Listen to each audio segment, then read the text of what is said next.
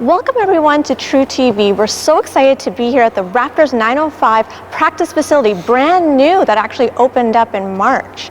And we're sitting with the amazing Courtney Charles, who is the VP of Basketball and Franchise Operations for Raptors 905. And we're gonna get some inside scoop, we're gonna learn some cool facts about him, and then we're also gonna talk basketball. So welcome. Thank you for having me, and appreciate you coming to see our new space. Yes, so we can't wait to show the viewers the amazing facility. When we walked in, it smelled brand new. So were you a part of this? How do you keep a brand new smell? That's what we're working on. We're trying to make sure we keep that atmosphere for when you come in here.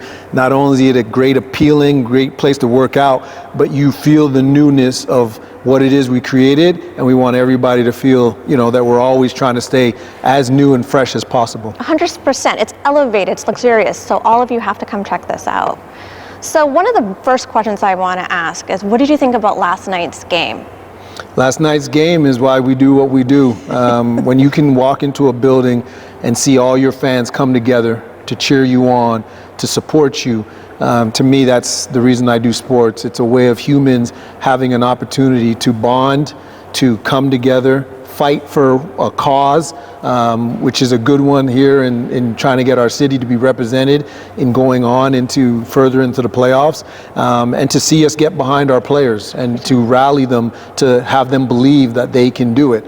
And then the players take that energy and take that opportunity and put on what we call as entertainment, but it's a real show of the work they've put in, on and off the court, what the staff are doing. I think Darko did a great job of emphasizing how fun he's having, going through this opportunity with this group. And that's why we do what we do. And to me, it translates to life, because everybody was able to leave feeling really good about themselves, feeling good about their team, and about the future. 100%. And one of your own, AJ Lawson, was playing last night. How do you feel seeing that? Well, it's like anything. You get a bit more personal when it ends up being something that signifies the work that's being done here at 905. So AJ is not only Canada's own, but he's also 905's own. Yes. And he's done a great job of putting in the work in this building, playing games in this arena, to eventually get into last night's game and to contribute,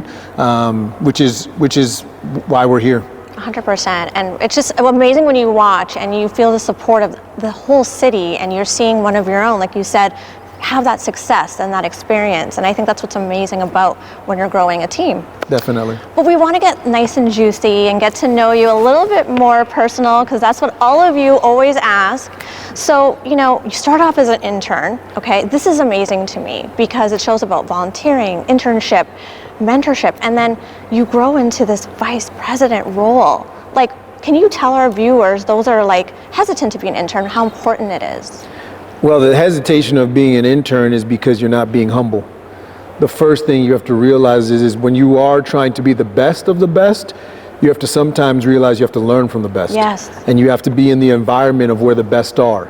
And it's not always going to happen at the time you want it to happen or at the pace you want it to happen, the speed of life. Sometimes maybe too fast or too slow, but what you do have to do is you have to find a way to realize, where do you want to learn, who do you want to learn from, and what is going to be your easiest access to get in. Graduating with my master's degree, yes, and thinking I was just going to be an intern didn't sound great at first, but when you build a roadmap of what you think your success needs to look like, and the advice from mentors and people with experience is, one, you've got to go experience it to even find out if you want it or not. Exactly. And two, you've got to then be able to apply yourself and prove that you're ready for the task at hand. So for me, when I've got the opportunity of being an intern, to learn from Maple Leaf Sports and Entertainment, to learn from the Raptors, to be part of the biggest professional sports team in Canada, it's a no-brainer, because at least I'll learn. And if I can learn, then I'm applying myself, I can hold myself accountable, and then the future is unlocked. Did I think I'd still be here 20 years later? Not sure my roadmap went that far, but that's why you adjust, that's why you recalibrate, recalculate. You do everything possible when you can to try to think even further and to dream big, to know what it is, you want to do. So I'm at the 20-year mark where I'm thinking about the next 20 years now. Yes. So let's see what we get from today that might inspire me to add some more things to it. Well, that's one of the big things. A lot of people fear starting at an internship to then get to like fame, success, or the 1% role that you're actually in. Right. But it's what you're saying, you're getting your foot in the door, you're getting experience, and it is humbling yourself to say, let me learn everything at every level, because that makes you a powerhouse. And learn from the best, because when you're an intern, you're being told a lot from people on what to do and where to be and what's next. But to me, I was so honored to be in that experience because I wanted to hear from as many people as possible, to take in as much as I could. And to be honest, that only happens when you're an intern.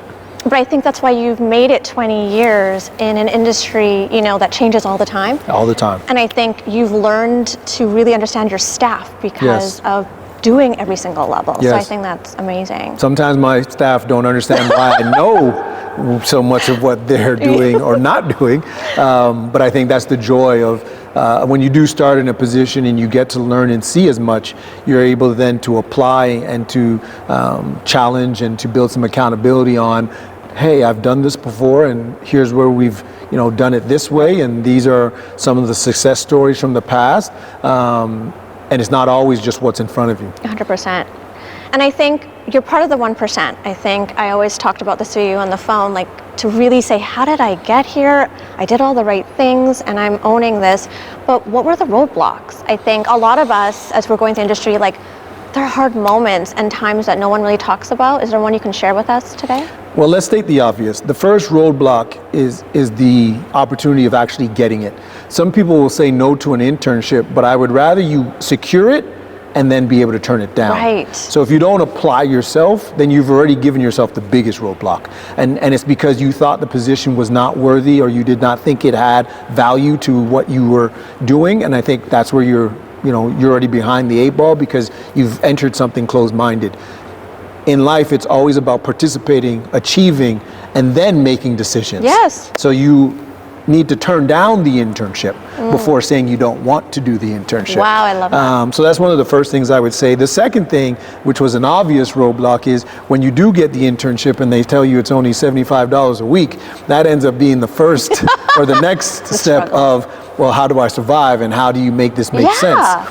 But again, sit down, talk to your family, talk to mentors and figure out, is money the thing you need in return, or is it the experience, is it the relationships, is it the contacts that are more valuable, and there's maybe a price that doesn't go to that. So to me, those are the two that I would start you with. And then I think the third one that a lot of people do not challenge themselves on is, in the basketball world, there are multiple layers of what you can do and what you can participate in and what you think your strengths and weaknesses are. And I would say a lot of people think they just want to be in it, but they're not being true to what being in it is and where are you actually contributing. Our saying in our culture is, you've got to give, not just take. Totally. And we need more givers than takers. And at some point, some people think, oh, I just want to be part of the team, or I just want to be in this area, or I just want to be where the players are. And at some point, are you giving in those areas, or are you taking? And at some point, you need to understand all the different roles, so then you can find out which was the best one for you. And I think an internship also helps with that. And then for you, I mean, in this role, I'm sure it's probably hard to trust people or to see people that are authentically wanting to be in your life, or are they there because of what they can achieve from it? How do you handle that? Confidentiality is a serious thing. We are humans doing something we love, but it's also a public experience. So, everybody's dealing with adversity in their own way, and everybody is faced with situations that are not always something they have experience with. So some people will go through things for the first time, and they'll learn about themselves, they'll learn about their teammates, they'll learn about how life works. So for us, it's very important for us to be able to meet people, look them in the eye, be able to introduce yourself and be able to tell them you're here to support them to get to where they want.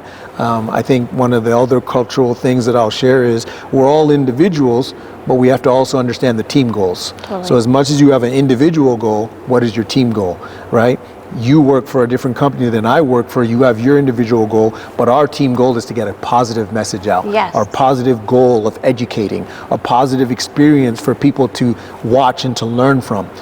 But we also have individual goals where you'll have some questions, and then I'll want to have some key messages that I want to get to. And I think that's a part that a lot of people don't remember when coming to a team, that you have to keep that we in front of the me. Oh, I love it. And you know what I think too is, I think one of your interviews that I watched, you were talking about going after your dreams, being positive, being like really believing in it, and the glass half full. Yes. How do you work with players, and how do you work with ones that are struggling and they want to get that dream, they want it, but it's just not happening? What would be advice? And even to everyone that's watching, what would be advice that, you know, they want to get there, but it's just not happening for them? There was a saying the other day of don't quit. And I think what some people need to understand is you have to go read the definition of that to then understand what is your quit, because everybody's is different. I was talking to my family on the drive in today, and what you want and what you like is different than what I may want and what I like. So when you may have quit, I may not have quit, but we may just quit at different points. Right. And we have to really challenge ourselves to listen. I think sometimes when you meet a player, you assume what their goals are, because you can just assume it's basketball related. But some people have different goals. Some people are playing basketball to provide for their family, not because they actually want to play basketball. They were 7 feet when they were in grade 8. So someone told them this is how you're going to make your living. So at some point, it's really trying to make sure that you take the time to, you know, not necessarily sit down and interview someone, but you've got to find a way to ask questions, to learn about them. You got to use the tools that we have nowadays, which is people do put a lot of their information out on the internet, so you read up on them and you challenge yourself to figure out what's true and not, and then you got to find a positive way in asking so that you can get to the root of who a person is, to help them move from the stage that they're in into the next chapter, and to also encourage them how to enjoy the journey along the way. You know, we are at a point where we're in the playoffs, which means you've won some games and lost some games, but you've got to learn from the ones that you lost, but you're also learning from the ones you win, because as much as we enjoyed last night, it doesn't do anything for you on Sunday when the game starts at 7:30. Let's see if they win. And so I guess for you as well, like, you know, you're talking about going after that dream and strong kind of discipline in that and focus, and that people are doing it for all different types of reasons. Like, again, feeding their family, that is so true. But what is like having faith and self-belief mean to you? Because that is what I noticed a lot of people say that they go to when they're struggling. Have you gone through that? 100%. When I left Canada to go to the US for my bachelor's degree, one of the first things you ask yourself is, where am I? Yeah. You know, I'm leaving Canada and I'm going to the US, which a lot of people would say is a goal they inspire to do. But that's maybe because you maybe watched some movies and seen some TV shows, and you're thinking, but when you actually are there, you have to ask yourself, why did I leave home? Why did I leave my country? Why am I somewhere different? What am I chasing? What is the true value to it? Where am I going to go with it? What is the end goal? And that's when you start realizing a little bit of your history, because your history will tell you how you ended up in some situations. You then think about where you currently are and how you've put your 10 toes down and trying to lock in. But then you also have to think of the future. What is the timeline of how long I'll be here? And when I do finish what I'm trying to accomplish, what is next and where does that take me? So for me, at that point, you start to realize that you're not necessarily talking to an imaginary friend. You're starting to rely on the faith of what you've been raised in believing that there's a higher power that is giving you an opportunity of life, that's giving you an opportunity of having 2 hands and 2 feet, and now you've got to ask yourself, what can I do in a positive way to show I'm thankful, for who I am, where I am, and what I've been able to see, and how can I take it more. And I'll share this with the viewers. Please. There was a time when I didn't care to speak. I didn't care to be a person of telling and sharing. It was more of just action. But then I started realizing that, especially culturally, that's something we have to do better as a people. Yes. I'm experiencing track in the U.S., and the last thing I really care to do is tell people how it's going. But there are people that are wondering. Yes. Because they were afraid to take the risk. They were afraid to believe sports was a future. They were not maybe supported as much as maybe I was, or maybe I wasn't even as supported as much as somebody else was. Right. But culturally, growing up, I was always told to go to school to get education, to become something of doctor and lawyer and different things of that sort. To be in sports was never a discussion. It was never a sit down and say, would you ever have interest? Do you see value in this? And that's where I started realizing I've got to apply myself, learn as much of this as possible, try to achieve what I can, and then start sharing with others that there's options. Yes. There's a menu of life that we get to choose from. And we've got to sometimes not only be in love with the combo, but we've also got to customize. And I think at some point that's the part of doing what we do, to meet amazing people like you, and no different than you and Daniel behind the camera. We've got to find a way to figure out what is our true joy. Yes. And it may not always be what was part of your faith or part of your family, but trusting your family and trusting your faith to look outside is where it really became important for me. 100%. And, having a higher power that you were talking about that leads you, when did that first start to embed into your life? Was it your upbringing? Was it a moment of suffering? A lot of players and, people in the sports industry have always talked about there's just this connection that gets you through, or it gets an opportunity and it comes from something. Do you have a moment like that? The instant reaction is, I probably first heard it when my mom was calling on the higher power to help her help me. Oh my, that's beautiful though. That's actually very beautiful. I think that's the part where you start to realize when someone that loves you and says they would love support to help raise you, seeing my grandmother and my grandmother saying, before you leave, let's pray, or let's bless you to get to your next spot, you start to realize that there's obviously a opportunity of being thankful.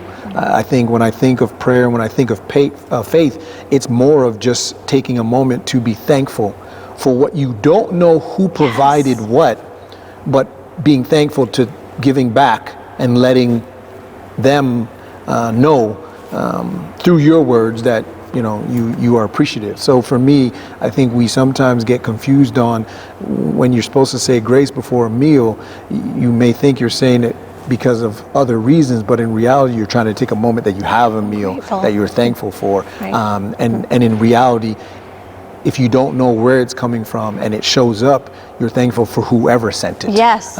It doesn't have to be anybody specific. And I think when you get to your destination, you should be thankful you got there, because it's not a guarantee you'd get there. And for you to be here, for putting something on the calendar and you now arriving, we got to be thankful, because there's a chance it could change. It could do something else. The building could have flooding and something of sort. So it's just a way of making sure that you realize it's bigger than you. And I think that's the humbling part we talked about earlier.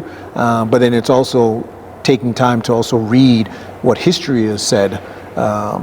Faith is, what parents are, what your role is as being a citizen in a community is. These are all things that we've got to take time to learn and to grow from and hold ourselves accountable to. 100%. And having a faith that's brought down to you from your mom and your grandmother, which is so beautiful, and I have that luckily as well. How have you used that, learned it yourself, and then pass it to your sons who are here today, and hopefully they'll come on the video as well? How do you instill that into these boys?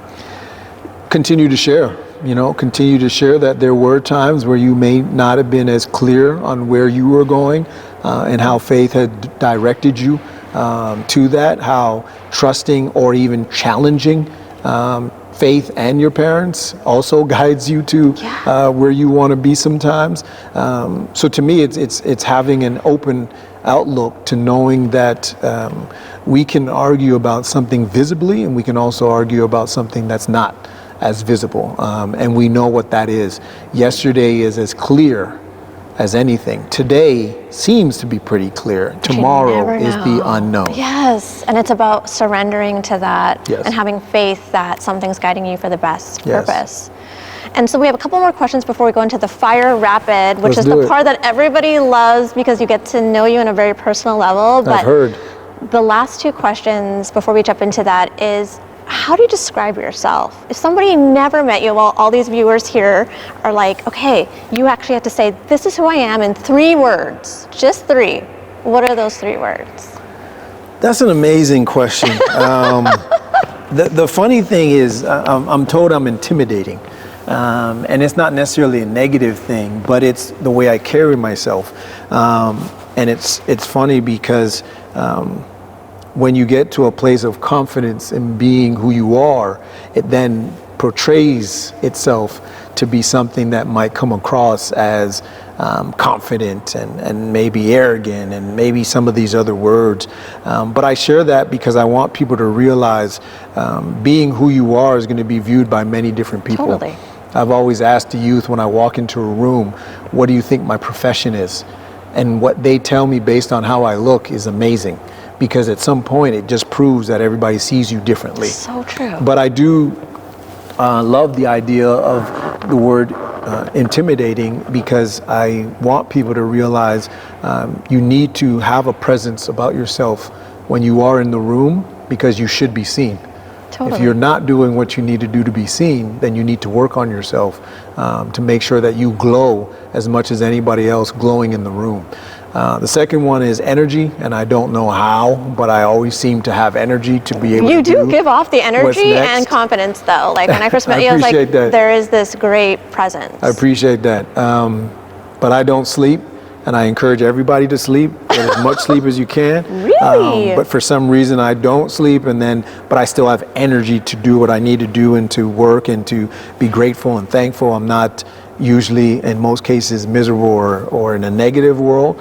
I think sometimes the energy I have just makes it even more challenging, because now I'm still almost asking and demanding and things of sorts, but it's only because there's still more work to be done. And then the third one, let me think about that. Ooh, the things that come to me are those two.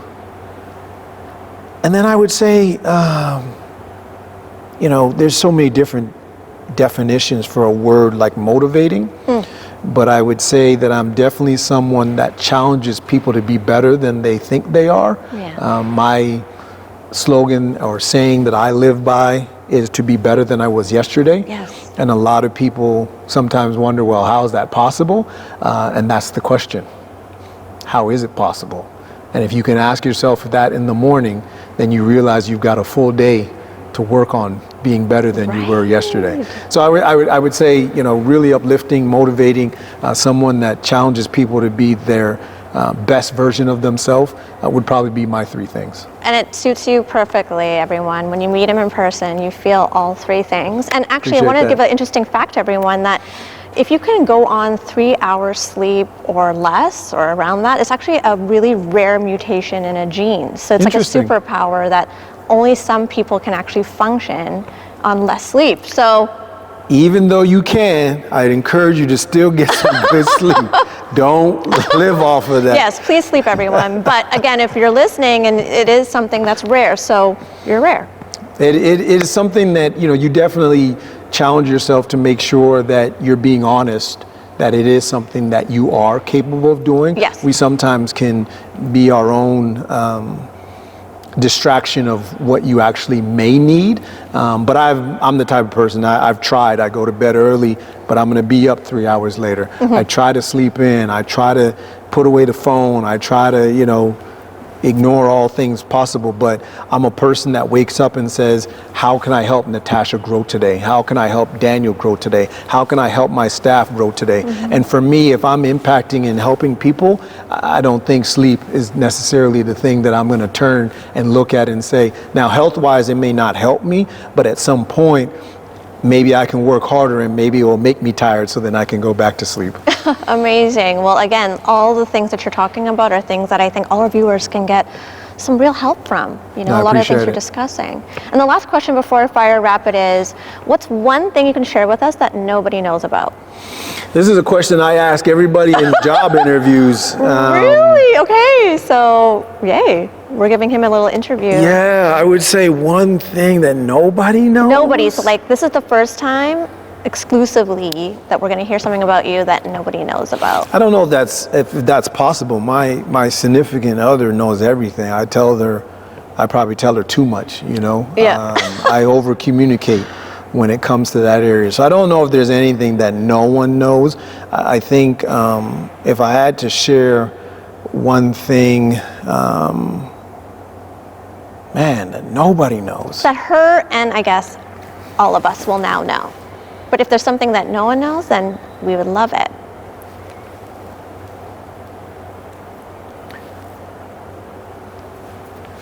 You know what? I would say this. I would say growing up and talking about some of the things we just touched on when it comes to three things about myself.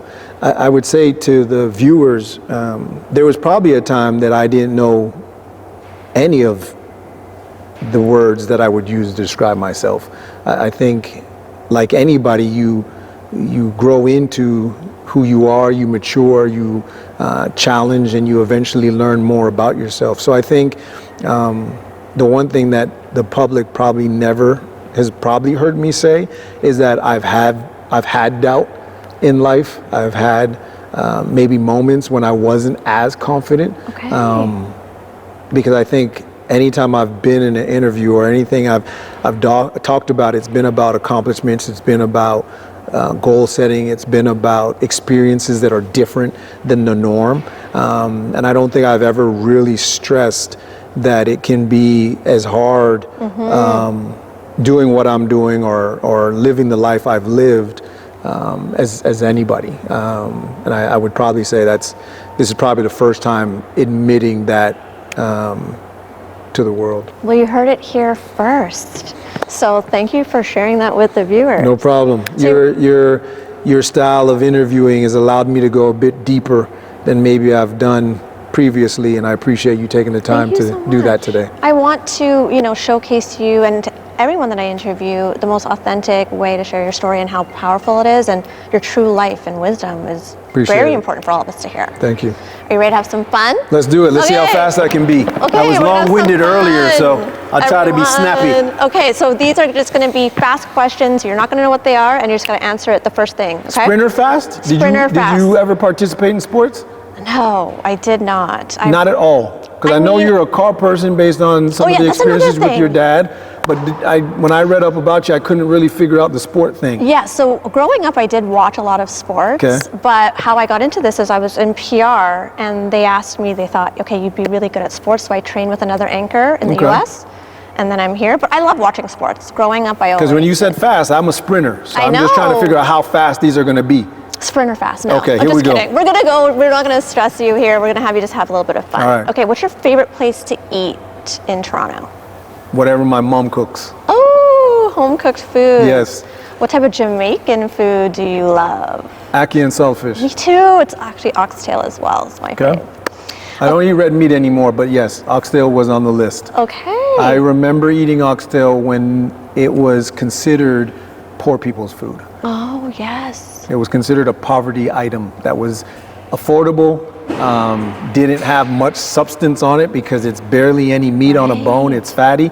And now oxtail is one of the most expensive things to buy. Oh my gosh, well, we learned something today. I didn't know that actual fact. Okay, what's your favorite car? So one thing before we actually jump into this is, we were just talking about cars, we both love cars, it's an art to have a car. But what's the one car, just one, I'll be honest, I think there's so many cars to choose from, but I'll be honest, the car that I own, I think is probably the best car for me, which is a GT63 Mercedes-Benz Coupe.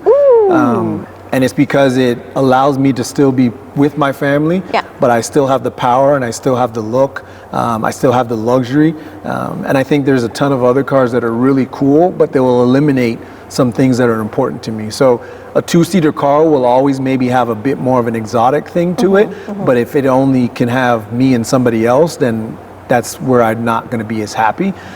So I think, you know, my car is also four-wheel drive, so if I need to, I can drive it in the winter. So for me, I think I actually own probably the best car that I could get, and it was a goal to do that earlier than later. Right. Some people wait till a certain age to maybe splurge on what they think is what they want. I wanted something that was daily, practical, still probably a bit more expensive than an average car needs to be. But for me, it's my daily revitalization of getting myself through the day. Okay, love that. Everybody heard that. That's amazing. So if you were stuck on an island, let's say Jamaica, Yes. what's the 3 things that you would have in your bag? And only 3 things. 3 things in my bag. What else is provided for me? I can't rapid fire this Nothing. one. You only have 3 things. You're being dropped off tomorrow, and you can only grab 3 things for this. And you're going to be there for months. Woo, that's a good one. 3 things in my bag.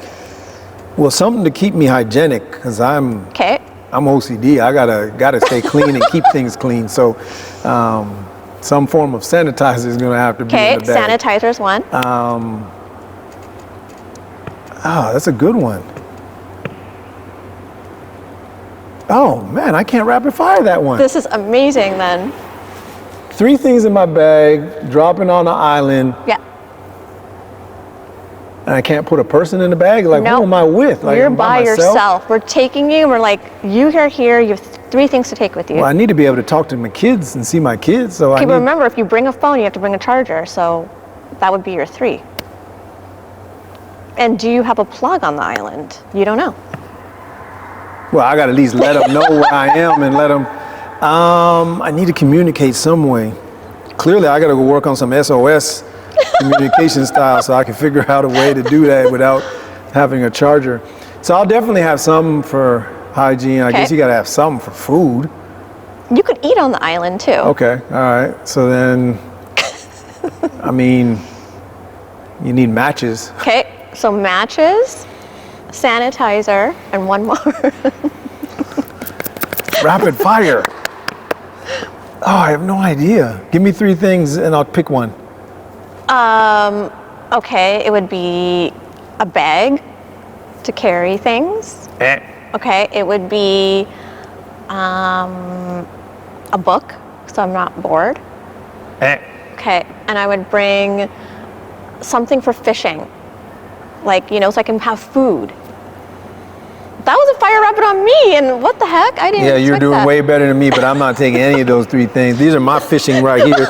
I'm gonna go get my fish with these right here. I'm trying to think, so I can't Just need one more. communicate. No. I got fire so I can cook something because I don't eat raw food. I've got some sanitizer because I gotta stay as clean as you're possible. clean. Yeah. Last thing is, oh my gosh. You're gonna have to edit this, Daniel, because I'm gonna take long This is on the this best one. part. We love this authentic, getting you to answer. I need something from the crowd. Okay. Oh. I already said phone, but then she said I need to bring a charger, so then that's more than Maheen. See? I'm coming back to you. Tristan. My what? Oh, you didn't hear the question. I'm on an island, and I can only bring 3 things. Give me one thing that you would have with you. That's. What is it? Oh, yeah, you can't They're see already on my otherwise. face. They never come off. I sleep with them like this. But maybe we would, maybe we need to make you take your glasses. No, I already have my glasses. Okay, Tristan, so- what do you got? Nah, you need to charge it. Makai. Yeah, see, this is not easy. Okay. Jay Sean. You say a suit? Now I know you really know me. This man said I'm gonna be on the island dressed up. I like that. Okay, what about? Maheen ready. Yeah, There you go. There, that's a good one. That is a good one. I'm gonna get me a blade. Okay, so we got the three. Got the blade. In case my martial arts don't save me from taking an attacker off of me. So amazing. I'm gonna take a blade for fishing, but also protection. Okay, so you're ready. You're gonna survive on this island. I apologize. That was a cross-country race instead of a sprint. I'm actually so glad I got to trump you there a little bit because I like that. The last, I would love to get your two boys here for the last rapid fire if they're wanting to come in. They act like they don't, but they want to get in front of the camera. Come on. Come on. Are you both ready for a fire rapid with your dad? Yes. Okay, so we'll have you guys stand here. I want a rapid fire for everybody. Yeah, Maheen, everybody, come on down. We'll do these two first, then you guys are next. So the Don't question think I'm sitting up here by myself doing rapid fire. I'm gonna have. And then I'm going behind the camera, and Daniel, you doing rapid fire too. Here we go. Okay, each of you are gonna have to answer this, but I want you to say one thing that your dad means to you. Go ahead, sit down first. You're on rapid fire. Go. Feel the pressure. And then you're gonna say what they mean to you individually as well. So what does your dad mean to you? Is not an answer. That's wrong. This rapid fire went bad already. Great dad. Great dad. Loving father. Loving father. Cares for us a lot. Cares for a lot. Beautiful. Appreciate that. That's nice of you. Next. Come on, rapid fire. Sit down. We're gonna go inspirational, Love it. motivational, and what's the last one? He said caring already. I would go. I'm gonna go caring. Caring. That's lovely. Okay, and what do each of them mean to you?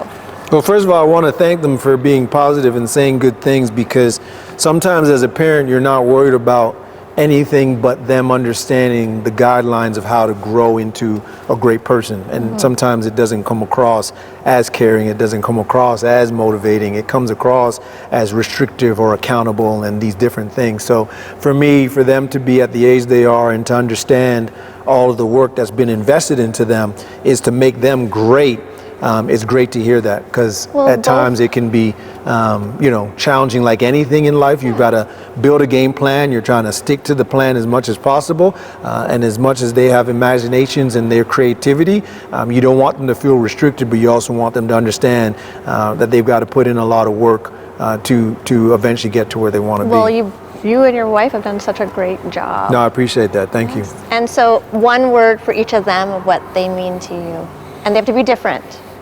One word. We keep going with these quick things, fire rapid, right? One word. So the one thing I always tell everybody about my oldest is Jaden, is he's taught me about efficiency. I can sit if you need me to, but Jaden has been a person who challenges me on being efficient. So some of the things that we just talked about, and when you do give instructions he's helped me to understand that you need to sometimes simplify it, sometimes get it to a place of making it easier to do than just the way you may have done it in the past. So he's really blessed me with that word. And then Ethan is my accountability. He's the one who's going to hear everything I say and then hold it to me when it's my turn for performing. So for example, the reason I called him out on ums is because he's one of the first people that used to tell me how many times I said it. He would give me the number of times I said it, and it's because I would have told him that he can't use the word, so he would then tell me I can't use the word. So for me, efficiency and accountable are the two words that I give them, which is amazing, because it's all about helping me grow and learn as well as much as I help them grow and learn. Well, that's a beautiful family moment, and I'm so glad you were able to share this, and you are also part of it for the viewers. I told Natasha earlier that this was a interview of me for the team, but the team is here, so you all have to end up speaking. Come on in. So come on, take a seat with Natasha. Okay. So do we want a totally different fire rapid here? Or Yes, hit her with our next one. Okay. I guess another question for you is, what's one word to describe him? Oh, wow. I would say There's a lot. There's a lot of words that I can think of, but I think the one for me personally would be inspiring. Ooh, you're getting that a lot from everyone. That is really powerful. That's already been said? A lot Yeah, of people- Jaden said that. Which is really Which is nice. great, and I appreciate that. My one word for Maheen is selfless. Oh. Maheen will continuously put the entire world. I think in life sometimes people can be selfless, but it's a priority list or it's a number of people. Right. Maheen is someone who is selfless to the entire world, and you know how many people there are in the world. So for me, she's a true meaning of that word. And you know what, why we love doing this is sometimes we don't take the time to be grateful for the people in our life and to say it to them. And sometimes when you hear it, it kind of just changes the day. So that's really beautiful. And then we have Tristan? your turn. That was scary. I just like how Tristan's taking his sweet old time. He's been with us all day, You trying to act like you everyone, putting and out has a been fire? such a great. Okay, so the next fire rapid question is: if you had to be his boss, what's one thing you would teach him? Ooh, I like that. I like that. I'm glad Maheen didn't get that one. And there's no wrong answer. Damn, that is a tough question. One thing I could teach him.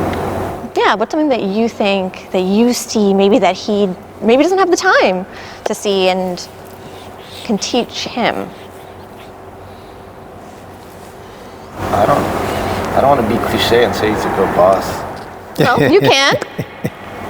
Yeah, I think he does a pretty good job of like holding everyone accountable, trying to empower everyone and giving them the opportunity. I think he said it earlier today too. He doesn't want to always like be the one leading, so he'll start something but then be able to pass it on. So kind of giving us the opportunity to grow with something that's being created, like hosting games here for the community and stuff like that.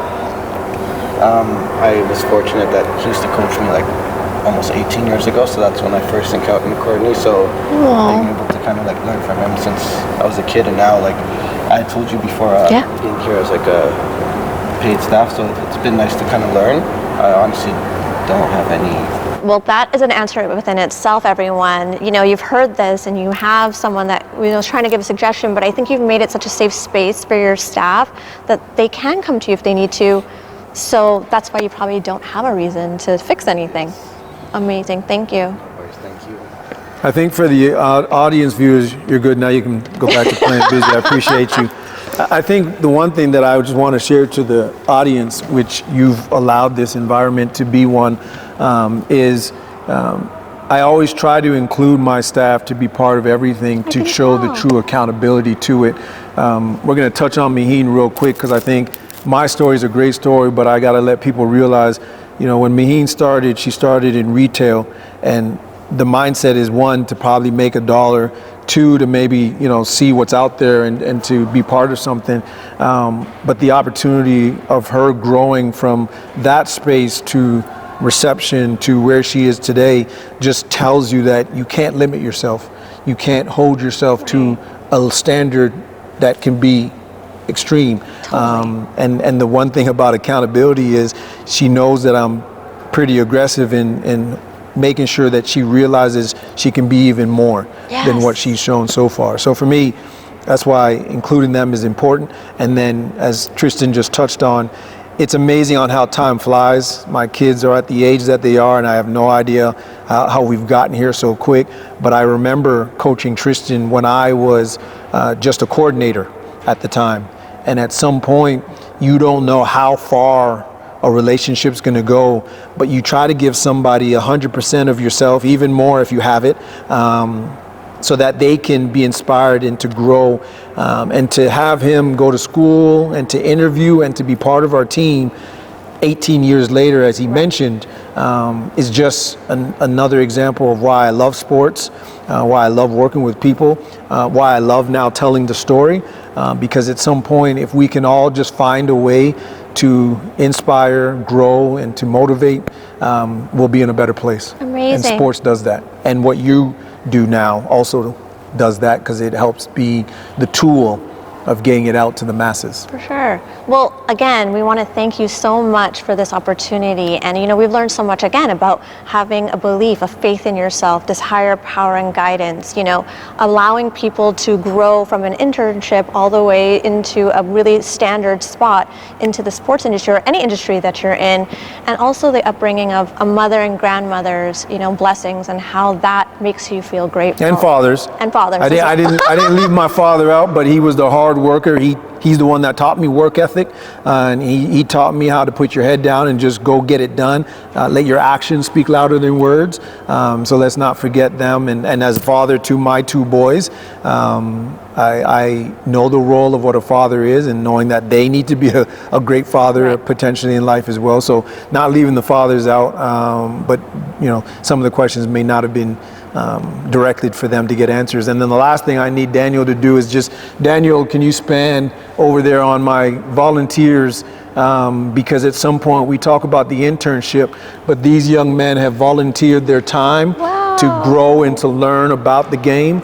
And they've been instrumental, because you can always use another set of hands when you're running events and when you're doing things, and not always being paid for it. But their experience of growing and learning has been one that has been able to show them on the interest and the path that they may want to go to. So that's the future right there. They will be in these seats eventually one day telling their story.